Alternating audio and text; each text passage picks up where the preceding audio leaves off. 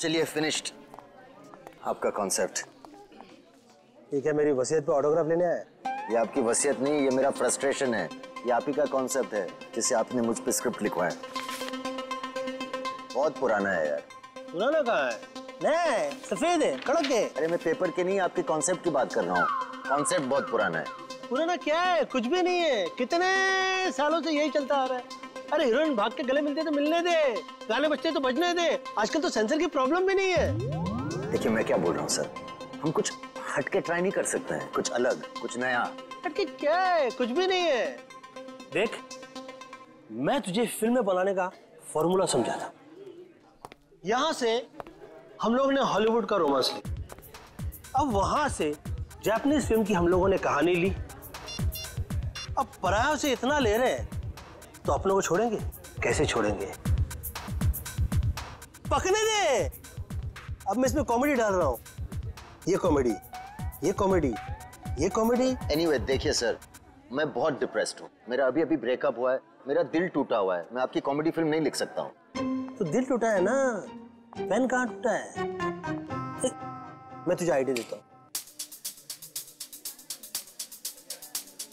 एक विलन वहां से चल के यहां आके और एग्रीमेंट पे साइन करने के लिए कहता है। सामने वाली पार्टी तैयार नहीं।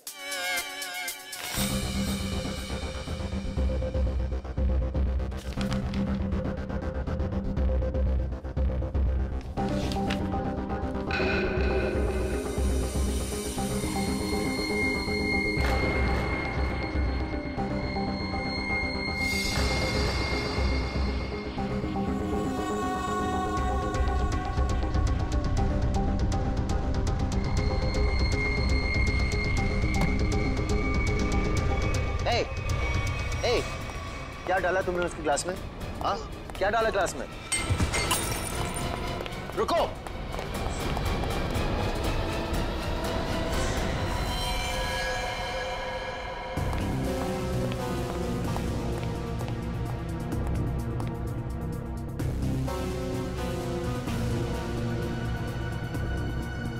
ये तो उस आदमी ने इसे मारा है। मैंने अपने आंखों से देखा। उसने इसके ग्लास में जहर डाला था। तो क्या करे? निकले? ऐसी सिचुएशन में सब एक ही काम करते हैं, सीआईडी को बुलाते हैं।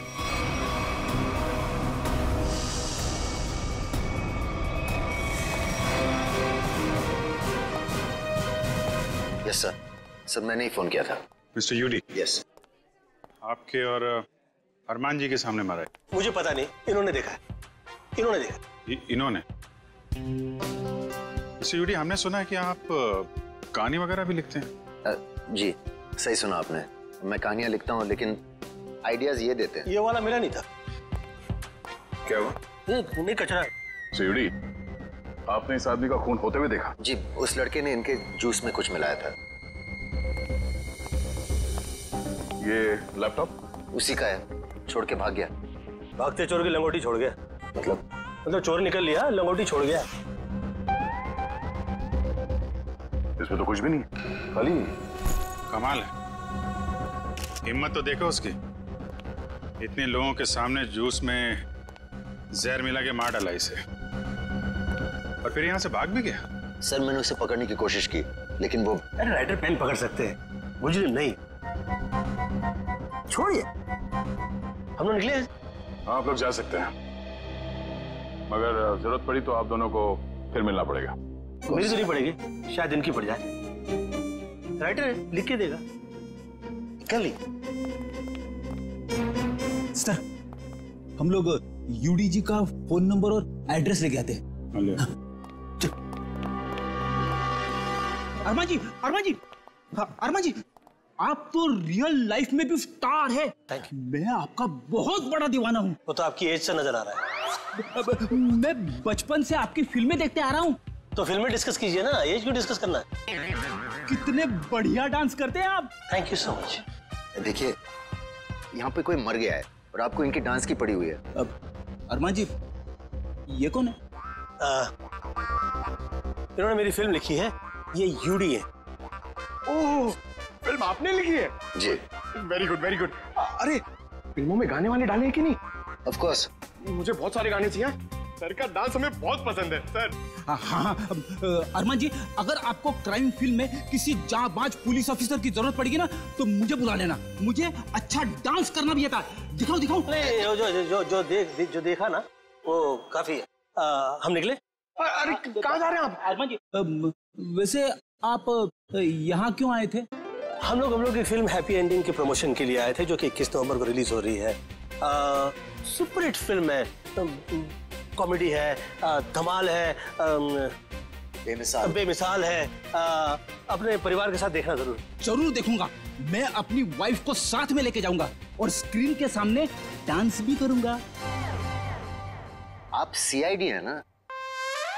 हाँ, आपको कोई शक है क्या? नहीं, हमारी तरफ से आप सबको शुक्रिया। आपकी वजह से हम सब सेफ हैं। वो तो है। निकले? चले? अरे एक सेकंड जरा बताइए ना कि अगली बार आपसे कब मिलेंगे? 21 नवंबर को अपनी नजदीकी थिएटर में। आपका फोन नंबर और एड्रेस चाहिए था। Best luck for your film. Thank you so much. Best luck sir. Thank you so much.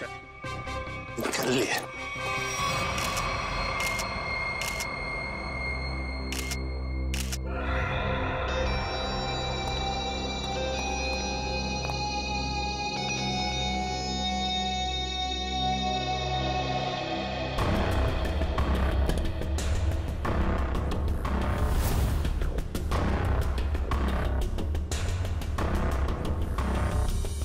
Parking ticket.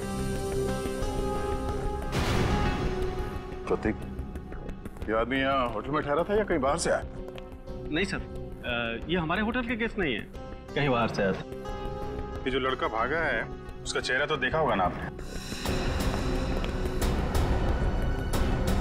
हाँ सर, देखा है। उसका स्केच बनवाइए जरा। Okay sir. और ये पार्किंग टिकट है, मतलब किसी गाड़ी से आया था। देखो जरा। जी सर। इस पे जो गाड़ी का नंबर लिखा हुआ है ना? जी। देखो गाड़ी कहाँ पे है। जी सर। फ्रेडी, वॉचमैन से पता करो जो आदमी यहाँ से भागा था वो यहाँ से बाहर गया कैसे। Yes sir.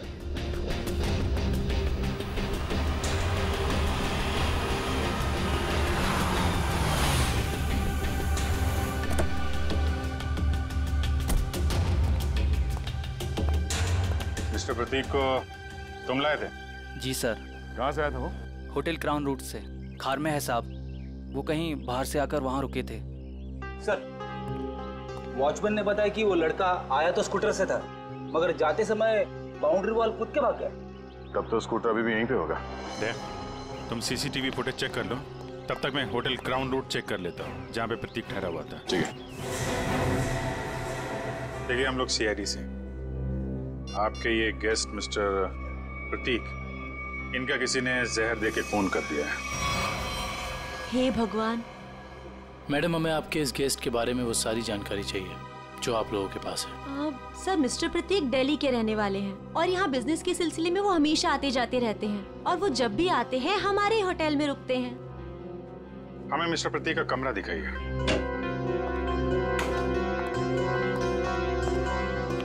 कमरा चेक कर लो जरा।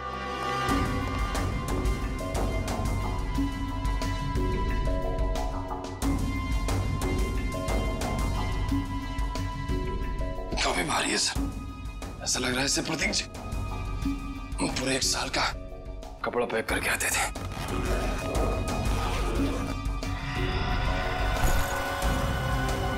बैग तो खाली है।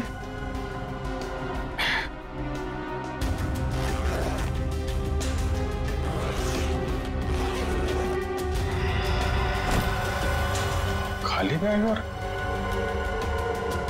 बैग तो भारी है।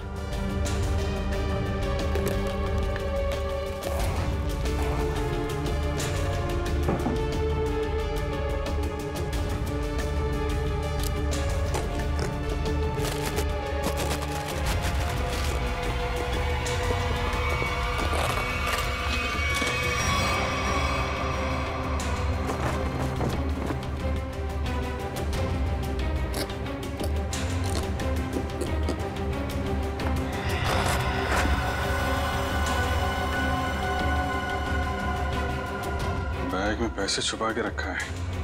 ये प्रतीक आदमी तो गड़बड़ है। कौन कौन आता था इससे मिलने के लिए? एक लड़की इनसे हमेशा मिलने के लिए आती थी और ये दोनों घंटों बैठकर बातें किया करते थे। प्रतीक जीतू से डांटा भी करते थे और वो लड़की कल भी इनसे मिलने के लिए आई थी।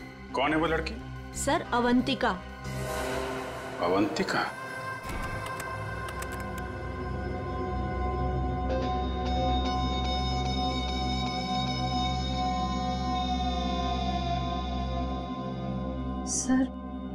सर वो स्कूटर काफी देर से वहीं पर है।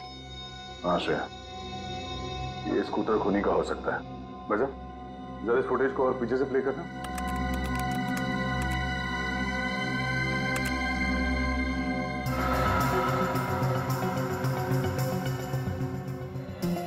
सर, यही वो आदमी। जरा पॉज करो।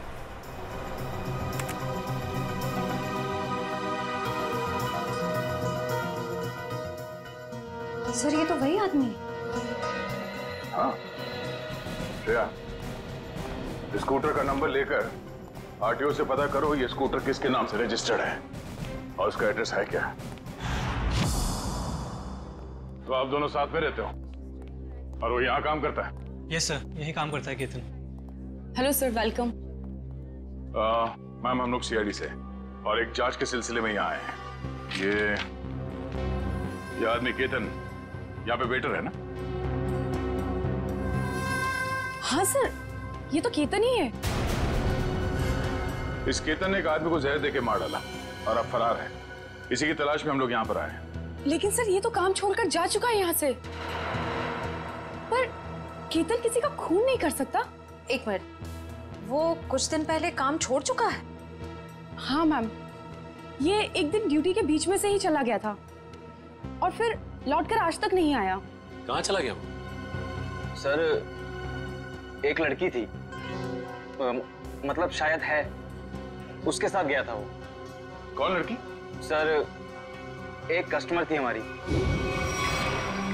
करीब 1 महीने पहले से उसने हमारे कॉफी शॉप में आना शुरू किया था।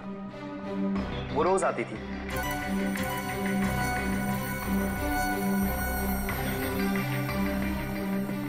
और उस कोने वाली टेबल पर जाकर बैठ जाती थी। उस टेबल पर केतन सर्विस देता था।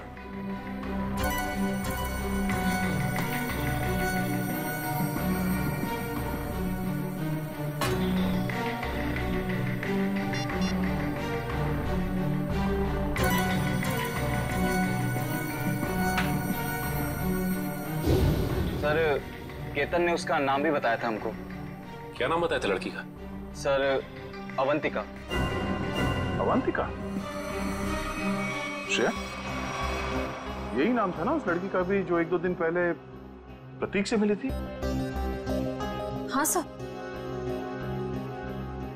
फिर क्या हुआ? लेकिन अजीब बात यह थी कि वो लड़की एक दिन आदमी से मिलती थी और दूसरे दिन एक औरत से। दोनों से अलग अलग घंटों बातें करती थी, मगर कभी भी दोनों से एक साथ नहीं मिली वो। उन तीनों ने अचानक ही आना बंद कर दिया। अवंतिका की राह देखते देखते केतन निराश हो गया। किसी काम में उसका मन ही नहीं लगता। Ketan, what's wrong with you? तुम्हें हो क्या गया अचानक? तुम ना ही तो पहले की तरह सर्विस देते हो और ना ही ऑर्डर ठीक से लेते हो। और तो और तुम उस टेबल पर लोगों को बैठने से मना क्यों करते हो? Sorry ma'am. देखो, सॉरी वॉरी यहाँ नहीं चलेगा। तुम्हें काम करना है तो ठीक से करो, वरना छुट्टी लो।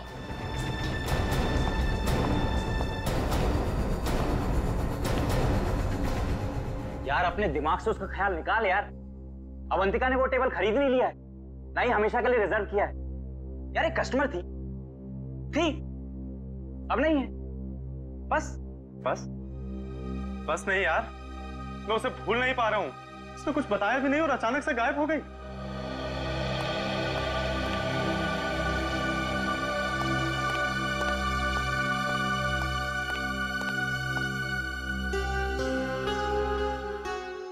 और सर, तभी कैफे के बाहर कोई आया और केतन उसे देख के तुरंत बाहर चला गया। क्या हालत क्या बना रखी है तुमने? शायद वो अवंतिका ही थी, शॉल से अपना चेहरा छुपाए हुए, और केतन सब कुछ छोड़कर उसके पीछे भाग गया। अच्छा, उस आदमी और औरत के बारे में आप लोग कुछ बता सकते हैं जो अवंतिका से मिलने आते थे? नहीं सर, उनके बारे में हम कुछ नहीं जानते। देखिए, हमें इस कॉफी शॉप के अंदर की बाहर की सारी सीसीटीवी फुटेज चाहिए जब से अवंतिका यहाँ आती थी। श्योर मैम, मैं अरेंज करवाती हूँ।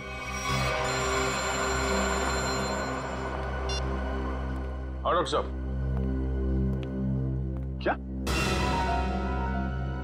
क्या बात कर रहे हैं सर आप? पर ऐसे कैसे हो सकता है? ठीक है सर, मैं एसीपी साहब से बात करता हूं।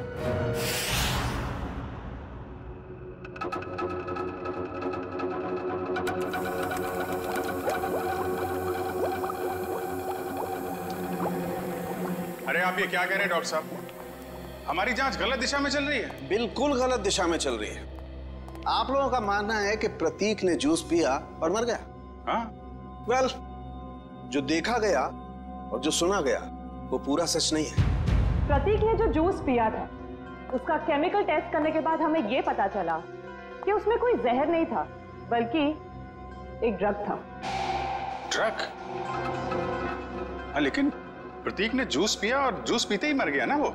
यही तो सबसे ज्यादा चौंकाने वाली बात है अभिजीत। इस ड्रग की वजह से किसी इंसान को कुछ वक्त के लिए पैरालिसिस तो हो सकता है, उसे लकवा तो मार सकता है, लेकिन कोई मर नहीं सकता है। तो फिर इसकी मौत हुई कैसे? अभिजीत, प्रतीक का खून प्रतीक के खून नहीं किया। लो, फिर शुरू हो गए पहली पे पहली। अरे साफ साफ बताइए ना सर। साफ साफ बताता हूं, आओ मेरे साथ, आओ।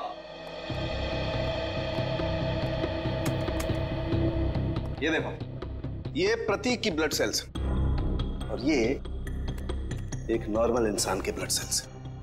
दोनों में फर्क है और फर्क ये है कि प्रतीक को थैलेसीमिया है।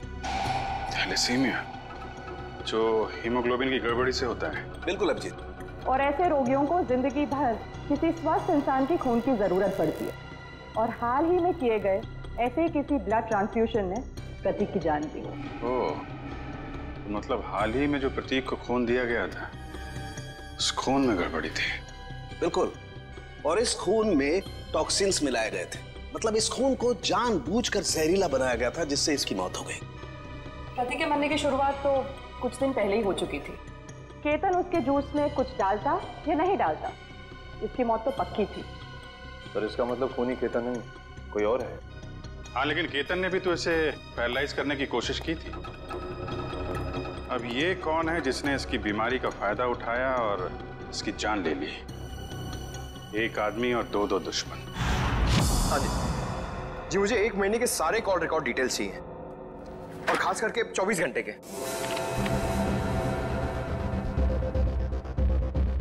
केतन का फोन आखिरी बार जामवार में ट्रेस हुआ था सर। जामवार? तो ये केतन मुंबई से बाहर निकल चुका है? हाँ सर, और सर उसके कॉल रिकॉर्ड्स।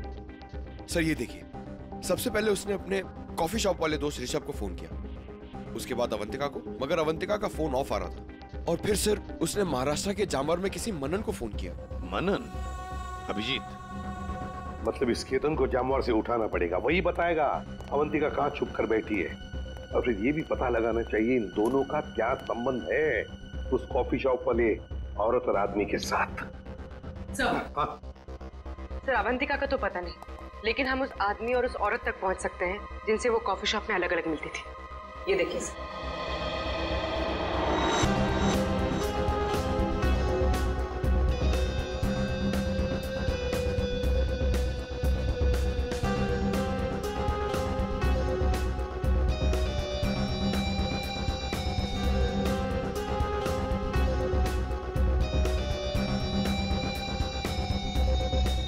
ये लोग तो काफी अमीर दिखते हैं सर, फिर भी यहाँ आने के लिए अपनी कार की बजाय टैक्सी का इस्तेमाल किया है। वही तो अभिजीत, एक टैक्सी के नंबर प्लेट से उनके ड्राइवर्स का पता चल जाएगा और ये ड्राइवर्स हमें बताएंगे इस अमीर आदमी और औरत के बारे में। क्या गलती की साहब, मुझे क्यों बुलाया है? देखो, तुम लोगों से कोई गलती वलती नहीं हुई, कोई भी गलती नहीं हुई। बस हम सिर्फ कुछ जानना चाहते हैं। ये देखो, ये औरत और ये आदमी क्या इन लोगों को तुमने कभी देखा है? तुम जानते हो इन्हें? ये दोनों भी पिछले महीने कुछ दिनों तक ग्रैंड मोटर्स होटल में आते जाते रहते थे। ये आदमी, इसे तो मैं जानता हूँ। ये तो एक बार मेरे टैक्सी में बैठा था। कौन है ये? कहाँ से बैठा था तुम्हारे टैक्सी में? कौन है ये साहब, मैं नहीं जानता हूँ, लेकिन पिछले महीने जुहू सर्कल पे एक कॉलोनी से इसे मैंने उठाया था सुबह सुबह। इसके पास 1000 रुपया था साहब। मेरा भाड़ा 390 रुपया था। मैंने इसे 600 रुपया वापस कर दिया, लेकिन ये 20 मिनट तक 10 रुपए के लिए बकबक करता रहा। फिर बाद में मैंने साहब इससे 10 रुपया लेके उसको दिया था। हाँ सर, याद है। अभी तक इसने 10 रुपए दिए भी नहीं मुझे। कुछ बता सकते हो ये जुहू में कहाँ रहता है? ये तो मालूम नहीं है साहब, लेकिन जाते जाते इसने कहा था कि मेरा तो इधर रोज का आना जाना है। अगर ऐसे ही मैं 10-10 रुपए डेली छोड़ता जाऊं तो महीने का 300 रुपया हो जाएगा। पैसे वाला आदमी था साहब, लेकिन 10 रुपया के लिए बहुत चिक-चिक किया साहब, बहुत चिक-चिक किया एकदम। ठीक है, चलो हमारे साथ।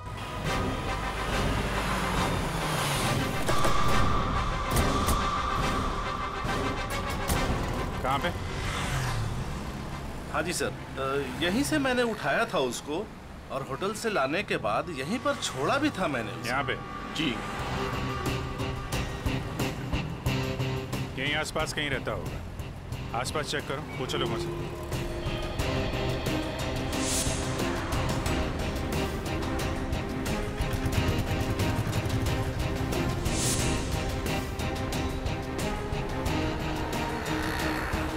अरे भाई साहब, जरा देखना इस आदमी को पहचानते हैं क्या आप? अरे साहब, अभी हमें 5 गाड़ियां और धोना है। मेरे पास बिल्कुल टाइम नहीं है। अरे यार, थोड़ा टाइम निकालो ना काम से, लोगों की मदद भी क्या करो भाई। ठीक है साहब, लाइए दिखाइए फोटो। ये देख। अरे ये तो अपने निरंजन साहब हैं। निरंजन साहब? हाँ साहब, ये यहीं तो रहते हैं। वो सामने वाले दूसरे बंगले में, बंगला नंबर 707। और हाँ साहब, इनकी तीनों गाड़ियां रोजाना मैं ही धोता हूँ। अच्छा, थैंक यू वेरी मच। 707 ना? जी हाँ, 707। Thank you.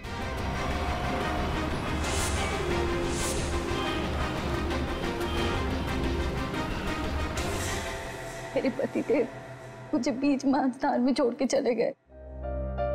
आखिरी बार भी उनको देखना मेरे नसीब में नहीं रहा।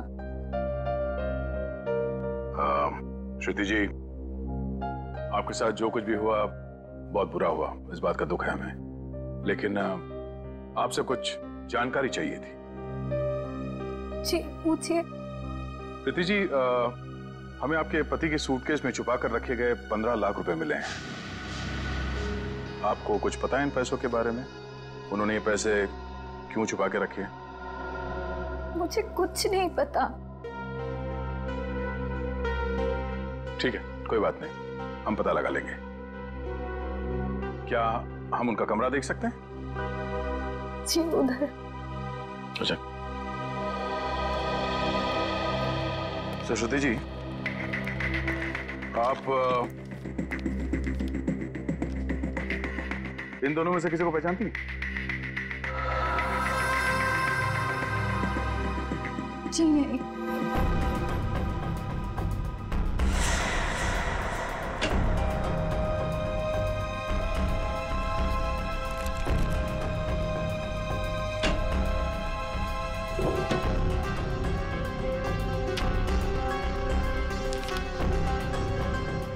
ये प्रतीक ऐसा क्या काम करता था कि अलग अलग अकाउंट से इतने सारे पैसे आए हैं यहाँ पे?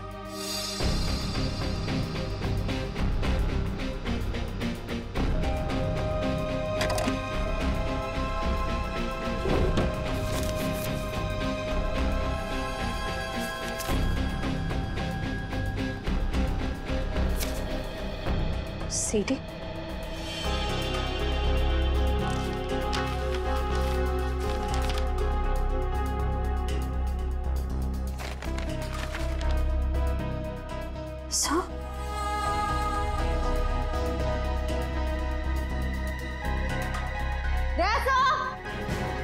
आशा,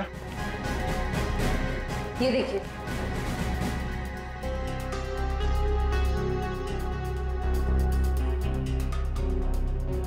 बच्चों की तस्वीरें, पैसों के आंकड़े। प्रतीक करता क्या था? सचिन एक काम करो, ये सब मुंबई भेज दो ब्यूरो में। श्रुति जी, आपसे एक और सवाल करनी थी। क्या आपको ये बात मालूम थी कि आपके पति को थैलेसीमिया नाम की बीमारी थी? जी हाँ। और इस बीमारी के पेशेंट को कुछ दिनों में अपना खून बदलना पड़ता है। तो आखिरी बार आपके पति ने कौन से हॉस्पिटल में अपना खून बदला था? यही दिल्ली में सिटी हॉस्पिटल। ओह, सिटी हॉस्पिटल। मिस्टर निरंजन, आप ये पूछें कि हम लोग कौन हैं और यहाँ किस लिए आए हैं, तो आपको बता दें कि हम लोग सीआईडी से हैं और आपसे कुछ पूछताछ करने आए हैं। सीआईडी? लेकिन मुझसे क्या जानना है आपको? कौन है निरंजन? विशाखा, ये लोग सीआईडी से हैं और लगता है हमारे बारे में काफी कुछ जानते हैं। जी हाँ, और अब ये जानना चाहते हैं कि ग्रैंड मोटर्स के कॉफी शॉप में आप दोनों अवंतिका से मिलने अलग अलग जाते थे और यहाँ एक साथ दिख रहे हैं, क्या मज रहा है? माफ कीजिएगा सर, लेकिन हम बाहर किसी से अलग अलग मिल लिए तो उसमें ऐसा कौन सा पहाड़ टूट गया कि सीआईडी हमारे घर तक पहुंच गई? किसी से नहीं, अवंतिका से। हमेशा कह कि दिल्ली के एक बिजनेसमैन मिस्टर प्रतीक के खून में उसका हाथ है। नहीं नहीं, अवंतिका कभी ऐसा नहीं कर सकती। बहुत विश्वास है आपको अवंतिका पे? आखिर वो हमारी बेटी है। आप दोनों पति पत्नी हैं? जी, वो दरअसल मेरी और निरंजन की अनबन होने के बाद हम दोनों अलग रहने लगे थे, तो अवंतिका हमें साथ लाने के लिए ही कॉफी शॉप में लेके आती थी। अभी कहाँ है अवंतिका? जी, वो घर पर ही है, लेकिन आप लोगों की कुछ मदद नहीं कर सकती। हमें अवंतिका से मिलना है।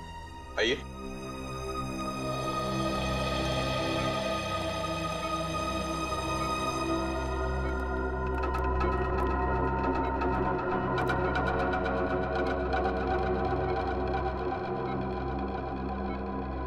क्या हुआ इसे? सीढ़ियों से गिर गई थी, सिर में चोट लगी है, तब से कोमा में है।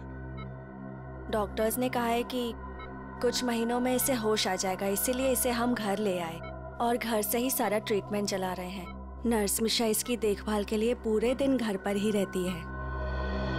मिशा, कैसी हालत है अवंतिका की? सर, अभी तो कुछ कह ही नहीं सकते कि इन्हें कब होश आएगा।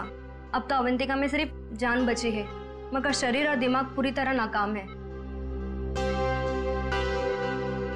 अब इस केतन को ढूंढना ही पड़ेगा।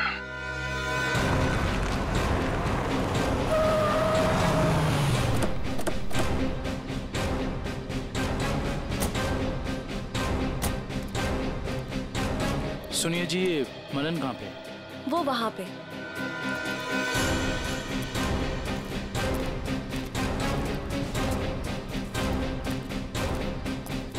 ये मनन।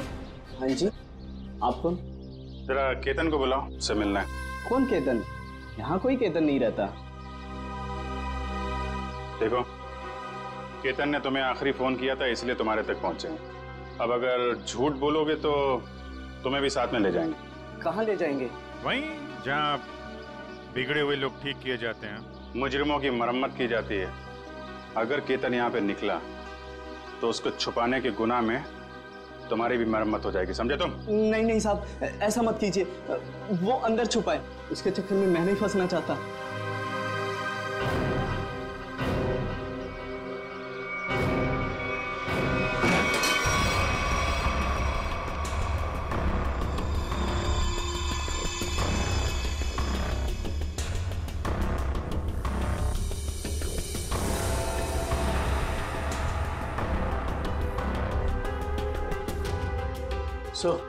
यहाँ तो सब बंद है, यहाँ से भागना तो नामुमकिन है।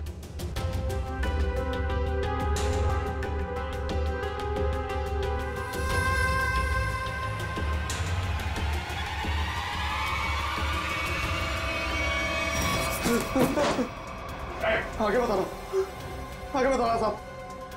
मैंने सब बातें सुन ली आपकी। अगर आप आगे आए तो मैं खुद को मारूंगा साहब। अरे वाह, वहां दिन दहाड़े होटल में जूस में ड्रग मिला के आदमी को मारने की हिम्मत है तुम में। और यहाँ इतने डर गए हो कि खुदकुशी कर रहे हो? नहीं साहब, मैंने नहीं मारा साहब, मैंने उसे नहीं मारा। उसने कहा था उस दवा से प्रतीक कुछ दिनों के लिए कुछ भी नहीं कर पाएगा, पैरालिसिस हो जाएगा उसे। हाँ, ये तो तुम सही कह रहे हो। अब ये भी सही सही बता दो कि किसने कहा था। देखो केतन, अगर कातिल को पकड़वाने में तुमने हमारी मदद की तो तुम्हारी सजा कम भी हो सकती है, हैं?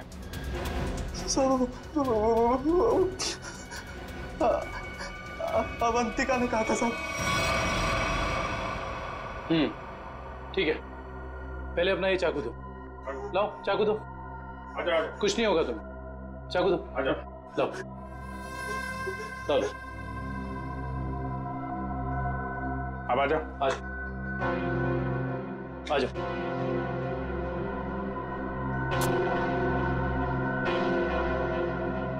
तो अवंतिका ने कहा और तुमने कर दिया। एक लड़की के प्यार में इतने अंधे हो गए थे? साहब, अवंतिका को बहुत बुरी तरह मारा था प्रतीक ने, मुझसे उसका दुख देखा नहीं गया, इसलिए उसकी मदद करने का फैसला कर लिया साहब, और नौकरी की परवाह किए बिना उसके साथ निकल गया साहब। देखो केतन, मुझे पता है कि तुम मुझे बहुत पसंद करते हो, पर इस वक्त मैं बहुत अकेले हूँ और सिर्फ तुम ही मेरी मदद कर सकते हो। प्लीज मना मत करना। प्लीज आप रोइए मत, मुझे बताइए क्या कर सकता हूँ मैं आपके लिए। एक आदमी है प्रतीक, मुझे उसके चंगुल से बचा लो, वरना तुम इस अवंतिका को हमेशा के लिए खो दोगे। मैं आपको कुछ नहीं होने दूंगा। ये रहे मेरे पापा के जायदाद के कागजात, इसे प्रतीक को दे देना, और इसे भी।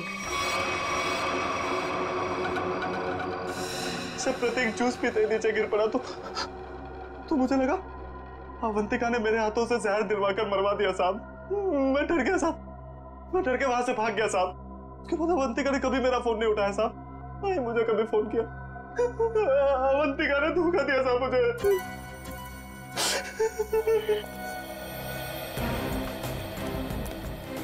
सर, ये प्रतीक आखिर अवंतिका से चाहता क्या था? ये तो तय है कि दोनों के संबंध ठीक नहीं थे, लेकिन असली कहानी क्या है ये तो अवंतिका के होश में आने के बाद ही पता चलेगा।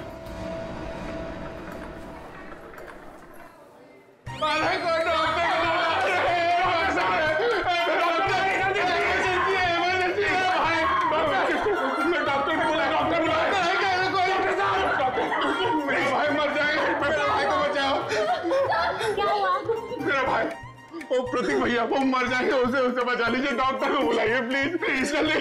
मेरा भाई। प्रतीक भैया देखिए, वो इस हॉस्पिटल में ब्लड ट्रांसफ्यूजन के लिए आते थे, उन्हें थैलेसीमिया की बीमारी है। हाँ प्रतीक कैसे है वो? अब तक तो बिल्कुल ठीक थे, अचानक चक्कर आ रहा है उनको, और पता नहीं कुछ और क्या हो रहा भैया, सांस लेने में तकलीफ हो रही है। प्लीज डॉक्टर बुलाइए ना, उसी डॉक्टर को जिसने इलाज किया उसका। अच्छा रुकिए, मैं बुलाती हूँ। Please doctor.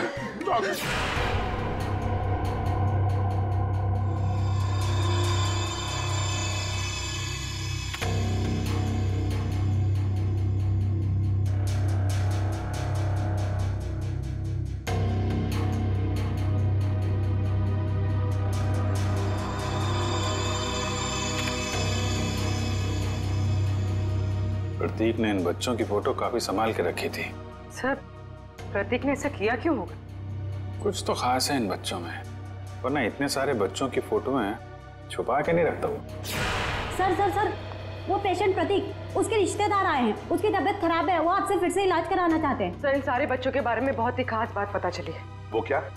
सर, ये सारे बच्चे 1997 और 2001 के बीच गायब हो गए थे।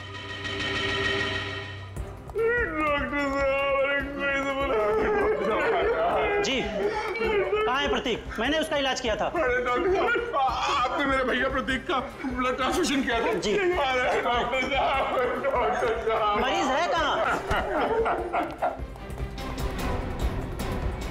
तो तूने मारा प्रतीक को, हाँ?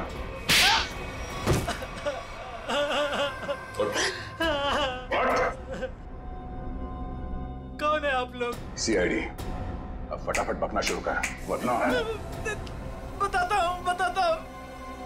मेरे पास एक आदमी का फोन आया था। उसने मुझसे कहा प्रतीक को जहर मिला हुआ खून देना है जिससे वो मर जाए। इसलिए मैं शर्म नहीं आती तुम्हें? एक डॉक्टर होके तुमने मरीज का खून किया। सॉरी, वो गलती हो गई। उस आदमी ने कहा था कि मिशा नाम की औरत आएगी और इस काम के बदले अच्छा खासा रकम देगी, तो मैं लालच में आ गया। ओह, मिशा। नर्स मिशा इसकी देखभाल के लिए पूरे दिन घर पर ही रहती है। ओह नो, ये मिशा अभी अवंतिका की देखभाल कर रही है। चलो।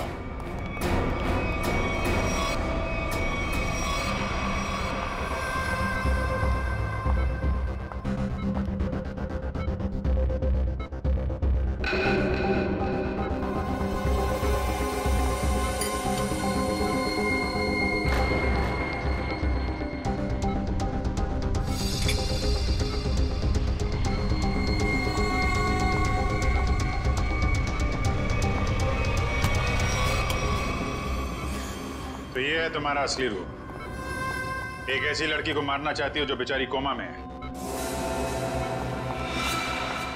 ये क्या कह रहे हैं आप? मैं तो बस विटामिन का इंजेक्शन दे रही थी। विटामिन का इंजेक्शन है? आप भी काफी कमजोर दिख रही हैं। इनको लगा दो विटामिन का इंजेक्शन। निखिल जरा हेल्प करो। जरा चल हाथ दे। नहीं नहीं, मुझे इंजेक्शन मत दो। नहीं छोड़ो मुझे। विटामिन का एक नहीं इसमें जहर है। छोड़ो मुझे, जहर है इसमें। सीआईडी इतनी रात को मेरे घर में? अरे ये देखिए ना, ये मिशा आपकी बेटी अवंतिका को जहर का इंजेक्शन लगा के मारना चाहती है।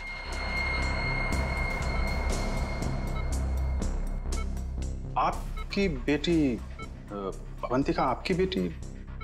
सही कह रहा हूं ना मैं? क्या मतलब है आपका?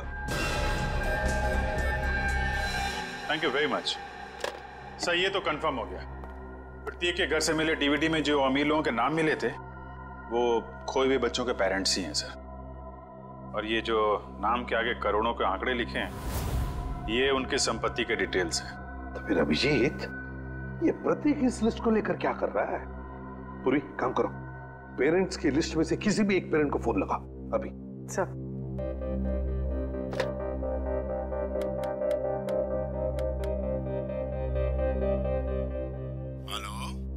Hello mister Kumar.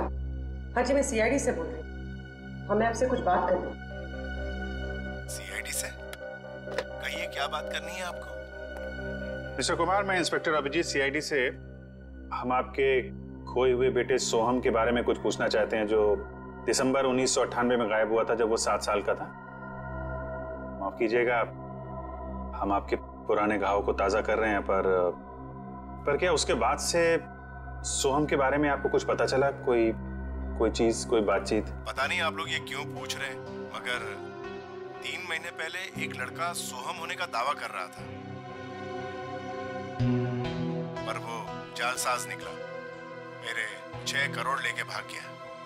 My God. Mister Kumar, आप परेशान मत होइए, हम इसकी जांच करेंगे और आपसे जल्दी कांटेक्ट करेंगे। ठीक है। Thank you very much. Thank you. Sir, कहीं अवंतिका भी ऐसे कैरेक्टर तो नहीं? हो सकता है। हमें सब कुछ पता चल चुका है निरंजन जी। जिन अमीर परिवारों के बच्चे बचपन में खो जाते थे, ये प्रतीक अपने आदमी वहां बेचता था, उनके खोए हुए बच्चे बना के, ताकि पैसे कमा सके। उसके घर से हमें आपका नाम मिला है। आपकी बेटी अवंतिका 9 साल की उम्र में खो गई थी, उसके बाद कभी नहीं मिली। ठीक कह रहा हूं मैं? हाँ, मुझे शुरू से मालूम था कि लड़की मेरी अवंतिका नहीं बल्कि रीता है, लेकिन इसे झुटलाने का कोई सबूत नहीं मिल रहा था मुझे। एक दिन मैंने इसका पीछा किया। जब सच्चाई सामने आई तो मेरे पैरों तले से जमीन खिसक गई।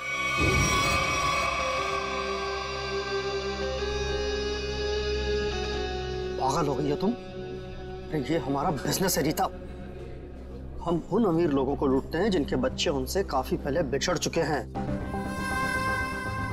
कुछ देर के लिए नकली सही, लेकिन उनको उनका बच्चा तो मिल जाता है ना, और हमें उनकी दौलत। प्रतीक जी मुझे माफ कर दीजिए, मुझसे अब और ये नाटक नहीं होगा। कैसे नहीं हो सकता? 55 करोड़ रुपए का प्लान है। इस तरह अगर तुम बीच में छोड़ के चली गई तो अरे किए कराए पर पानी फिर जाएगा। समझने की कोशिश कीजिए प्रतीक जी, उस निरंजन को मुझ पर शक हो गया है, और इस तरह कब तक मैं उनकी बीवी विशाखा को बेवकूफ बनाती रहूंगी। अगर उस निरंजन ने डीएनए टेस्ट करवा दिया तो मैं तो सीधा जेल में चली जाऊंगी। कुछ नहीं होगा, तुम बस निरंजन से पैसे निकलवाना शुरू तो करो। जैसे ही तुम सारे पैसे मेरे हवाले कर दोगी वैसे ही मैं तुम्हें आजाद कर दूंगा। प्रतीक जी मैं फंस जाऊंगी। मेरे अगले ट्रिप तक अगर तुमने मुझे 15 लाख रुपए निरंजन से लाकर नहीं दिए ना, तो इस बार भी तुम मेरे हाथों बहुत बुरी तरह मार खाओगे, समझे तुम? मेरी भावनाओं के साथ खिलवाड़ किया था प्रतीक और इस रीता ने। मुझे लूट कर बर्बाद करना चाहते थे। मैंने इस ईशा की मदद से दिल्ली के उस डॉक्टर को खरीदा और प्रतीक को जहरीला खून चढ़वा दिया, और इस अवंतिका को खुद सीढ़ियों से धक्का दिया। वो मरी तो नहीं, लेकिन कोमा में चली गई। आपके साथ जो हुआ बहुत बुरा हुआ, लेकिन आप कानून की मदद लेने के बजाय खुद मुजरिम बन गए। अब आपको और इस मिशा को जेल जाना होगा, अपने गुनाहों की सजा भुगतने।